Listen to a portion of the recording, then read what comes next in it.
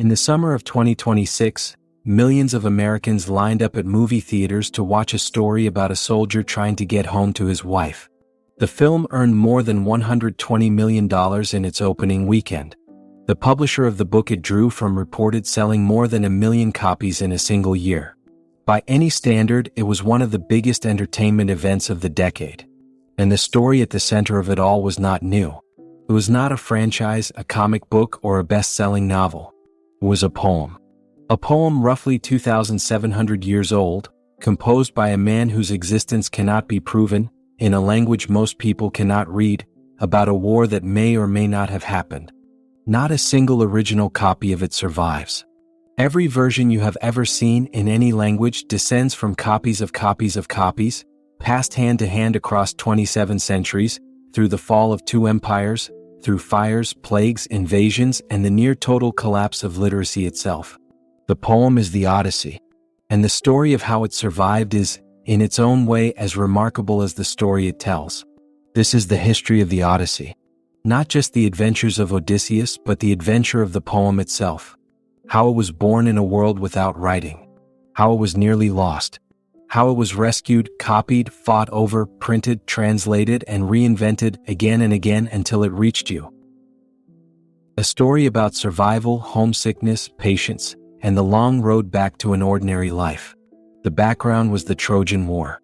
According to Greek tradition, a prince of Troy named Paris ran off with Helen, the wife of a Greek king, and the Greeks launched 1,000 ships to bring her back. The siege of Troy lasted 10 years. It ended not through force but through a trick, a giant wooden horse filled with hidden soldiers, and the man credited with that trick was Odysseus, king of a small rocky island called Ithaca. The Iliad told part of the war. The Odyssey told what came after, and it focused on the one Greek commander whose journey home went most spectacularly wrong. When the poem opened, 10 years had passed since the fall of Troy. 19 years, in fact, since Odysseus kissed his wife Penelope goodbye and sailed for war, leaving behind an infant son named Telemachus.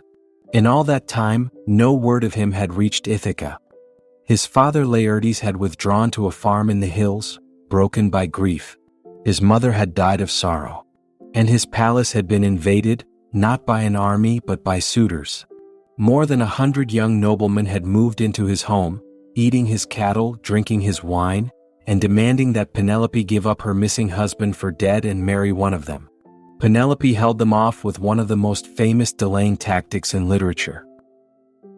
Before the audience ever met the hero, they heard about him through the people who missed him, and they watched a fatherless boy trying to grow into a man.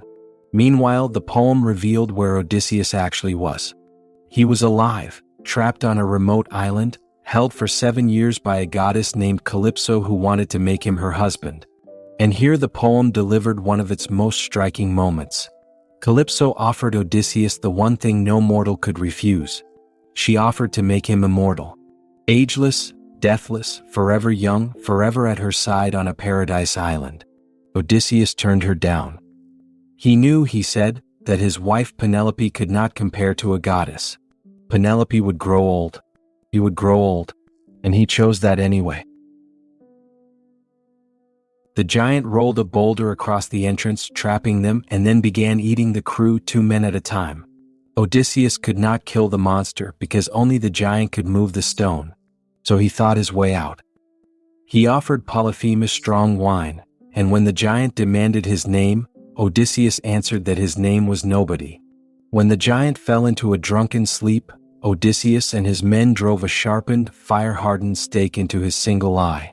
Polyphemus screamed for help, and his neighbors shouted through the stone to ask who was attacking him. Nobody, he roared. Nobody is killing me. His neighbors went home. In the morning, the blinded giant opened the cave to let his sheep out, feeling the back of each animal to catch the escaping men. Odysseus tied his sailors beneath the bellies of the sheep, and they rowed out to freedom under the monster's own hands. It was a perfect victory, and then Odysseus threw it away. As his ship pulled off the shore, he could not resist shouting his real name back at the giant, so the world would know who had beaten him. It was the worst mistake of his life. Polyphemus prayed to his father Poseidon, asking that Odysseus never reach home, or if the gods insisted that he reach it late, alone in a stranger's ship, with his house in ruins. Every word of that curse came true. The disasters that followed came one after another. The king of the winds gave Odysseus a leather bag containing every storm wind, a gift to guarantee safe passage. Within sight of Ithaca, so close that they could see smoke rising from home fires, Odysseus fell asleep, and his crew, convinced the bag held treasure their captain was hiding from them, opened it. The winds exploded out and blew the fleet all the way back across the sea. Then came the Laestrygonians, giant cannibals who smashed ships with boulders and speared sailors like fish. Of the 12 ships that left Troy, 11 were destroyed in that harbor with all hands. Only Odysseus, who had cautiously moored his own ship outside, escaped. He met the shade of the great warrior Achilles, who delivered one of the most famous lines in the poem. Odysseus tried to comfort him, saying that Achilles had won undying glory and ruled among the dead. Achilles answered that he would rather be a poor farmhand, alive and serving a landless master, than king over all the lifeless dead. Glory, the dead hero was saying, is worth less than a single ordinary day of life. And then Odysseus saw his own mother, who had been alive when he sailed for Troy. She told him she had died of longing for her son. 3 times he reached out to embrace her. 3 times his arms closed on empty air. Back in the world of the living, the dangers continued. And here the poem surprised its audience again, because the homecoming was not the end of the story. It was barely the halfway point. The entire second half of the Odyssey was a slow, tense, masterfully controlled story of disguise and revenge. The goddess Athena, Odysseus's constant protector, disguised him as a ragged old beggar, because a king who walked openly into a palace full of enemies would not have lived until sunset. Odysseus went first to the hut of Eumaeus, his loyal old swineherd, who fed and sheltered the filthy stranger without ever suspecting who he was, because hospitality to strangers was sacred. There, father and son were reunited as Telemachus returned from his travels and Odysseus revealed himself to the young man he had last seen as a baby. Together they planned the destruction of the suitors. Then Odysseus, still disguised, entered his own palace as a beggar. He watched the suitors feast on his herds. He was mocked, insulted, and struck with a footstool in his own hall. He endured it all, gathering evidence, noting which servants had stayed loyal and which had betrayed the household. The poem slowed down and let the tension build for thousands of lines, and inside that tension it placed some of the most quietly devastating scenes in all of literature. At the palace gate, on a pile of dung, lay an old dog named Argos. Odysseus had trained him as a puppy 20 years before. The dog was ancient now, neglected, covered in fleas, too weak to stand. But when the disguised beggar walked past, Argos recognized his master. He dropped his ears and wagged his tail. Odysseus could not greet him. One gesture of recognition would have exposed everything. He wiped away a tear in secret and walked on into his house. And Argos, having waited 20 years to see his master again, lay back down and died. Later that night, Penelope, who did not recognize her husband, sat with the strange beggar and talked. She told him about her weaving trick, her exhaustion, her impossible position. The suitors howled in outrage, but Telemachus ordered that the stranger be given the bow.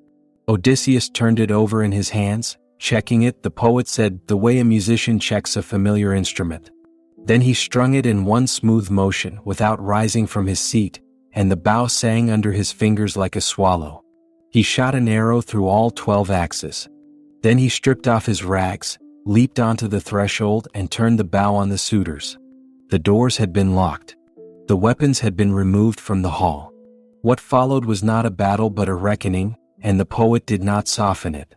Odysseus, Telemachus, Eumaeus, and one other loyal herdsman killed every one of the suitors, more than 100 men. The treacherous servants were executed. The hall was scrubbed with sulfur and fire. It is a brutal ending by modern standards, and it was meant to be.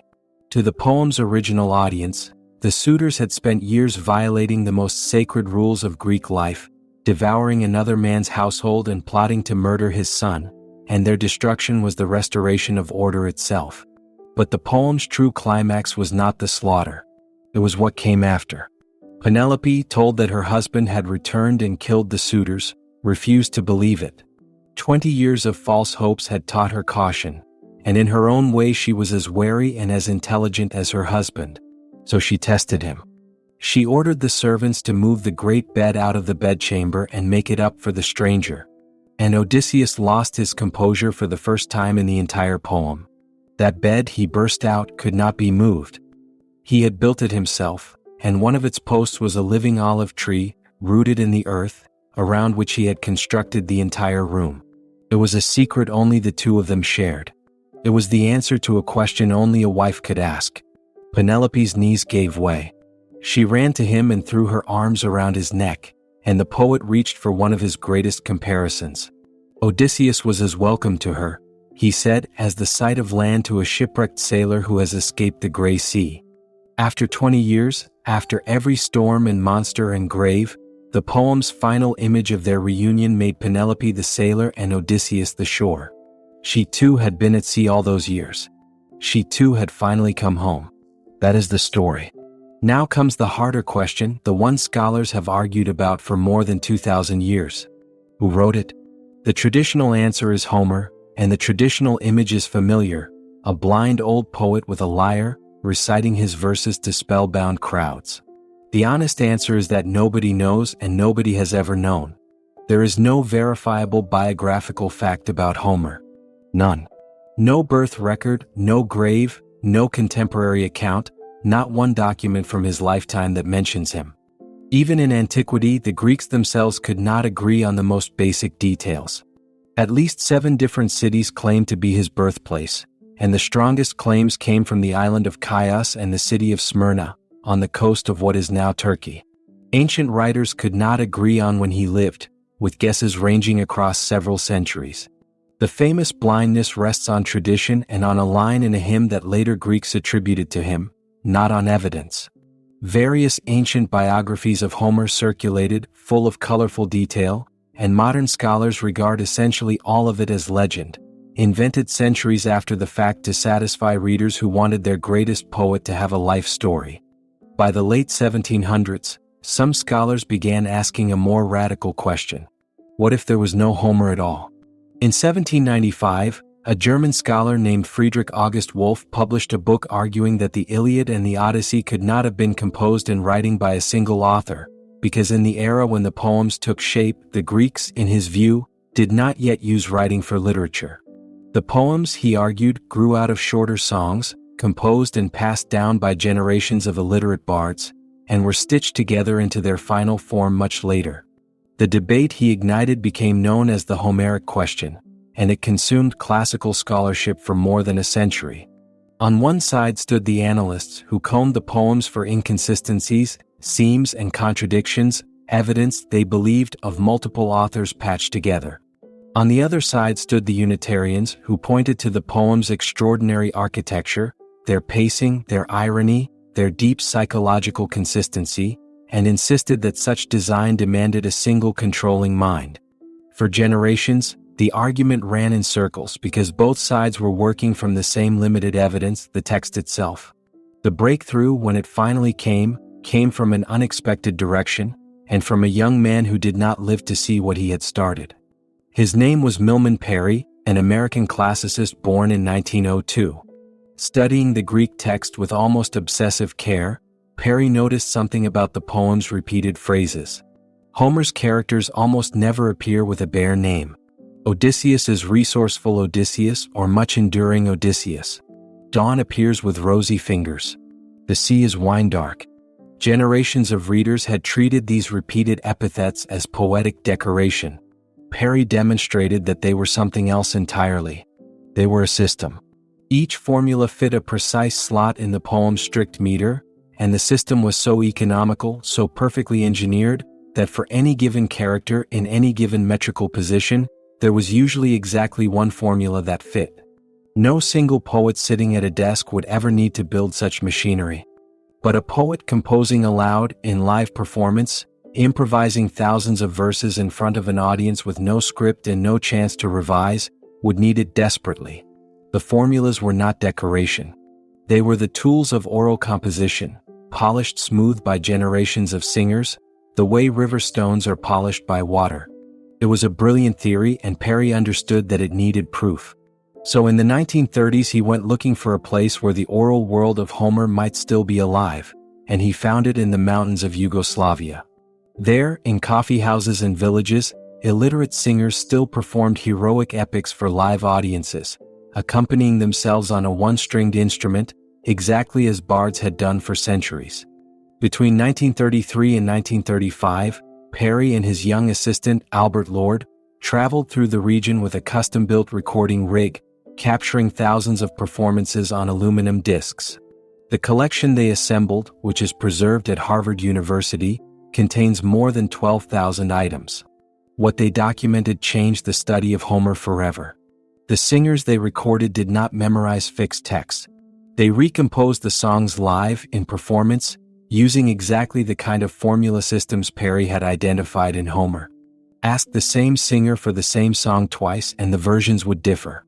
The best singers could improvise for hours, and when Perry asked one gifted performer to sing the longest song he knew, the man produced an epic comparable in scale to the Odyssey itself. Here was living proof that unlettered poets, trained in a traditional system, could compose enormous, sophisticated epics without writing a single word. Perry never had the chance to publish his findings in full. In December 1935, back in the United States, he died of a gunshot wound in a hotel room in Los Angeles, when, according to the accepted account, a pistol discharged accidentally in his luggage. He was 33 years old. His assistant Albert Lord carried the work forward for decades, and in 1960 Lord published The Singer of Tales, the book that presented their shared discovery to the world. Today, the broad conclusion is accepted almost universally. The Odyssey is the product of a long oral tradition. Its verses carry the fingerprints of centuries of singers. Whether one final master poet, a real individual we might as well call Homer, shaped that inheritance into the poem we have, or whether the name simply stands for the tradition itself, is still debated and may never be settled. The poem, in a sense, had 1,000 authors. And that only deepens the next mystery. What was it remembering? Because behind the monsters and the goddesses, the Odyssey described a real kind of world, a world of bronze weapons, of kings and great palaces, of long ships rowed across the Aegean. And for most of modern history, educated people assumed that world was pure invention. Troy was a fairy tale. Mycenae was a myth with some ruins attached. Then came one of the strangest figures in the history of archaeology, a German businessman named Heinrich Schliemann. Schliemann was a self-made millionaire, a gifted linguist, a relentless self-promoter, and, as later scholars established, a man who embellished his own life story so freely that almost nothing he wrote about himself can be taken at face value. But he believed, with absolute conviction, that Homer's Troy had really existed, and in the early 1870s he went looking for it. He did not find the site alone, although he often told the story as if he had. An English expatriate named Frank Calvert, whose family owned land in northwestern Turkey, had already concluded that Troy lay beneath a mound called Hizarlik, near the entrance to the Dardanelles Strait, and had dug trial trenches there. Calvert lacked the money for a major excavation. Schliemann had money to burn. Beginning in 1870, Schliemann's crews cut a massive trench straight through the mound, and what they found astonished the world. Hizarlik was not one buried city.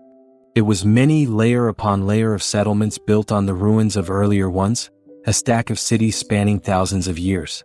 In 1873, Schliemann announced the discovery of a spectacular hoard of gold jewelry, vessels, and weapons, which he named Priam's treasure, after the king of Troy in the Iliad. He had photographs taken of his young Greek wife, Sophia, wearing the golden diadems, and declared them the jewels of Helen. It was worldwide front-page news, and much of it did not hold up. Schliemann smuggled the treasure out of the Ottoman Empire in violation of his excavation agreement, and his own accounts of the discovery contradicted one another.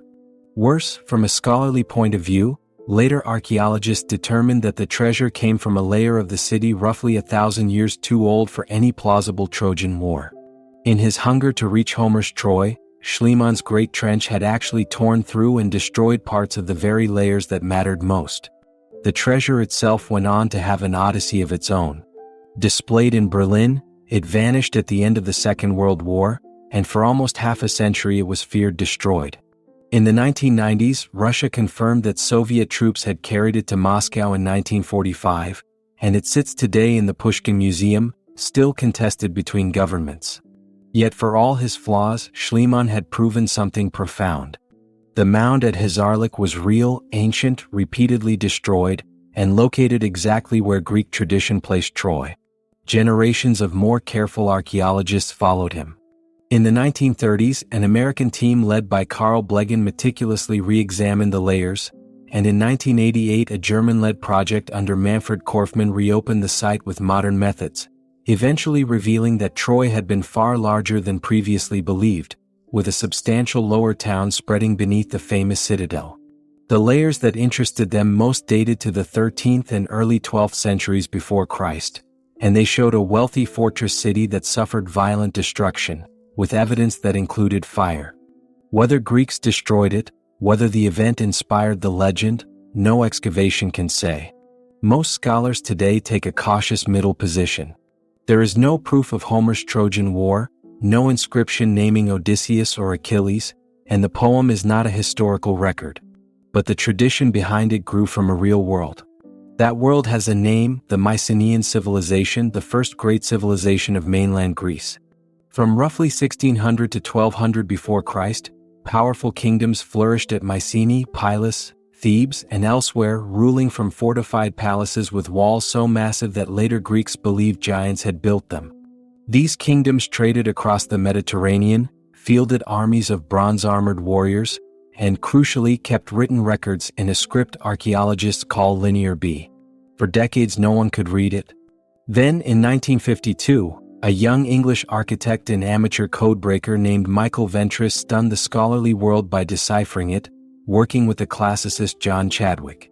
The language of the tablets turned out to be an early form of Greek. The people of the palaces were Greeks, ancestors of Homer's audience. The tablets themselves contained no poetry, only administrative records, inventories of grain, lists of personnel, tallies of chariot wheels. But among the entries appeared names that any reader of Homer would recognize, including names of gods the poems knew well. And then that entire world died. Around 1200 before Christ, in one of the great unsolved catastrophes of ancient history, the civilizations of the eastern Mediterranean collapsed almost together. Palaces across Greece were burned and abandoned. Trade networks disintegrated. Egyptian records spoke of attacks by mysterious raiders from the sea. Historians still debate the causes, and the leading suspects include drought, earthquake, invasion, internal revolt, and economic breakdown, most likely several of these feeding on one another. Whatever the cause, the result in Greece was drastic. The palaces fell and were never rebuilt. The population shrank. And writing itself disappeared from the Greek world. For roughly 400 years, the Greeks were an illiterate people. This is the crucial fact in the biography of the Odyssey. The poem describes, in however distorted a form, the world before the collapse. But it was composed centuries after that world was gone. The only bridge across those dark centuries was memory, the trained memory of singers, passing the old stories from master to apprentice, generation after generation, in halls and villages, with no book to consult and no text to check. The bards did not preserve history the way an archive does. They preserved it the way a river carries sediment, mixing eras together, dressing Bronze Age kings in details from their own later world, exaggerating here, inventing there. Archaeologists have found in Homer genuine memories of the lost age, including a description of a helmet built from boar's tusks, a real Mycenaean design that had vanished centuries before the poet's own time, preserved in verse like an insect in amber. That is what the Odyssey is in historical terms. Not a chronicle, but the echo of a dead civilization, carried across 4 centuries of silence by nothing more durable than the human voice. Then, sometime in the 8th century before Christ, the silence ended. The Greeks acquired a new writing system, adapted from the alphabet of the Phoenicians, the great trading people of the Lebanese coast. The Greeks made one small change with enormous consequences. They added full vowels, creating the first alphabet that could record the actual sound of speech with precision. the direct ancestor of the alphabet used across the Western world today. And at some point in the decades that followed, someone used that new invention to do something unprecedented. Someone wrote down the songs. Exactly when, where, and how the Odyssey was first committed to writing is one of the oldest open questions in literary history. Most scholars place the poem's composition somewhere around 700 before Christ, give or take a few decades, with the Odyssey generally considered somewhat younger than the Iliad. Some argue a master poet dictated it to a scribe, a process that would have taken weeks and a small fortune in writing material. Others argue the poem continued to evolve in performance for generations and only gradually hardened into a fixed text. A tradition reported by later ancient writers claimed that in the 6th century before Christ, the Athenian ruler Pisistratus ordered an official text of Homer prepared for recitation at Athens' great festival, where teams of professional performers recited the poems in relay. How much truth lies behind that story is still argued. What is certain is that by the classical age of Greece, the age of Socrates, the Iliad and the Odyssey were everywhere. They were the foundation of Greek education, the closest thing the Greek world had to a shared scripture. Schoolboys memorized them. Philosophers quoted them and argued with them. To be an educated Greek was, first and foremost, to know Homer. The next chapter in the poem's survival unfolded in Egypt. After Alexander the Great's conquest spread Greek culture across the Near East, his successors in Egypt built the ancient world's most famous research institution, the Library of Alexandria, and Homer stood at the center of its mission. The library's scholars faced a problem modern readers rarely imagine. Copies of the Odyssey circulating in the ancient world did not fully agree with one another. Centuries of hand copying and perhaps the poem's oral past had produced manuscripts with extra lines, missing lines, and variant wordings. Alexandria's librarians, above all a meticulous scholar named Aristarchus in the 2nd century before Christ, gathered copies, compared them line by line, and marked the verses they judged doubtful, inventing much of the discipline we now call textual criticism. The division of the Odyssey into 24 books, one for each letter of the Greek alphabet, is generally credited to this scholarly era. In a real sense, the text read today is the text Alexandria stabilized. And thanks to Egypt's dry sands, physical fragments from that era still exist. Scraps of papyrus bearing lines of the Odyssey, some copied within a century or so of the library's heyday, have been recovered from Egyptian rubbish heaps and mummy wrappings, the oldest surviving pieces of the poem, more than 1,000 years closer to Homer than any complete manuscript. Interestingly, the earliest of these fragments sometimes contain extra verses found in no later copy, ghost lines from the poem's wilder youth, before the scholars pruned it. Rome fell in love with the poem next. The first work of Latin literature that later Romans looked back to was a translation of the Odyssey, made in the 3rd century before Christ by a Greek former slave, and Roman schoolchildren studied it for generations. Virgil built the Aeneid, Rome's national epic, in open dialogue with Homer. The poem's reach in daily life is confirmed by one of the most charming archaeological finds of recent times. In 2018, near the Temple of Zeus at Olympia, home of the original Olympic Games, archaeologists working on a Greek and German survey project uncovered an engraved clay tablet carrying 13 verses from Book 14 of the Odyssey, the scene where the disguised Odysseus speaks to his loyal swineherd.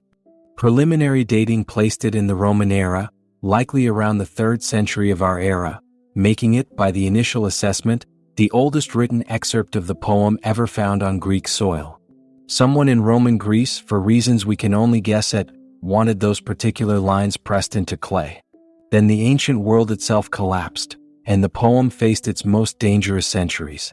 When the Western Roman Empire disintegrated, knowledge of Greek almost vanished in Western Europe. For roughly 1,000 years, the Odyssey was effectively unreadable in the West, known only through Latin summaries and second-hand legend. Dante, writing around 1300, placed Ulysses memorably in his Inferno without ever having been able to read Homer. The poem survived because the eastern half of the Roman world did not fall. In the Byzantine Empire, centered on Constantinople, Greek remained the living language, and Homer remained the core of the school curriculum. Byzantine scribes copied the Odyssey by hand, century after century on parchment in monasteries and workshops, and every complete copy of the poem that exists today descends from their labor. The oldest complete manuscripts of the Odyssey that survive were produced by such copyists roughly 1,000 years ago, 17 centuries or more after the poem was composed. Consider what that means. For the majority of its existence, the Odyssey survived as a chain of handwritten copies, and the chain was never allowed to break. Fire, war, mold, mice, and simple neglect destroyed manuscripts constantly. The overwhelming majority of ancient Greek literature did not survive this gauntlet. Whole libraries of tragedies, histories, and poems are known today only as titles.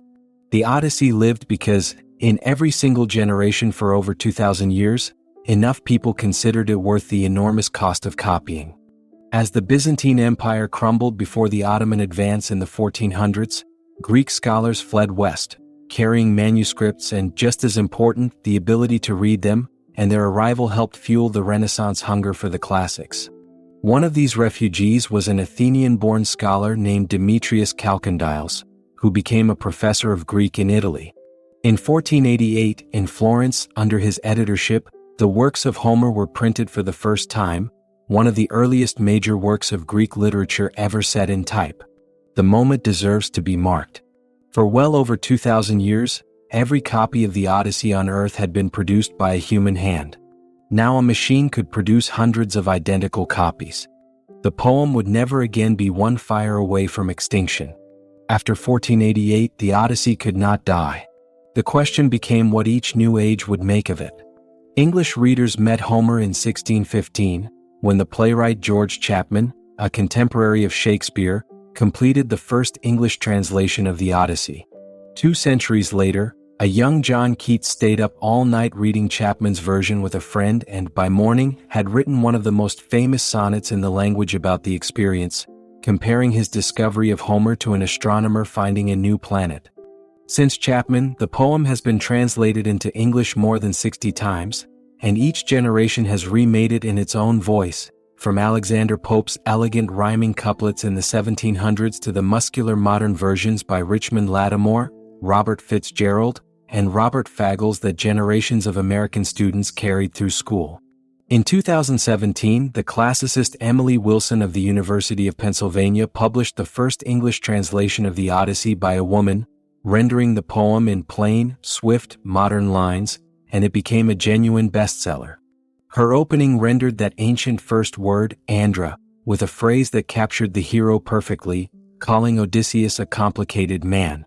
The poem's afterlife long ago outgrew translation.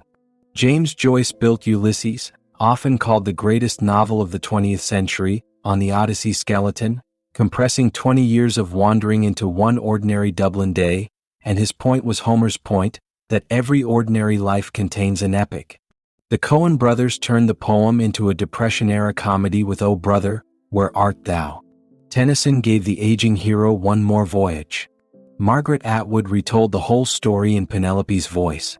And in July of 2026, Christopher Nolan's film adaptation, with Matt Damon as Odysseus, opened as the biggest box office event of the summer, sending Wilson's translation up the bestseller lists 27 centuries after some forgotten singer first shaped the tale. The poem even conquered the dictionary. In English, any long, difficult, transformative journey is simply called an Odyssey. The word travels on ships and spacecraft, minivans and supercomputers. Few poems in history have become a common noun. Why this story, out of all the lost songs of the ancient world?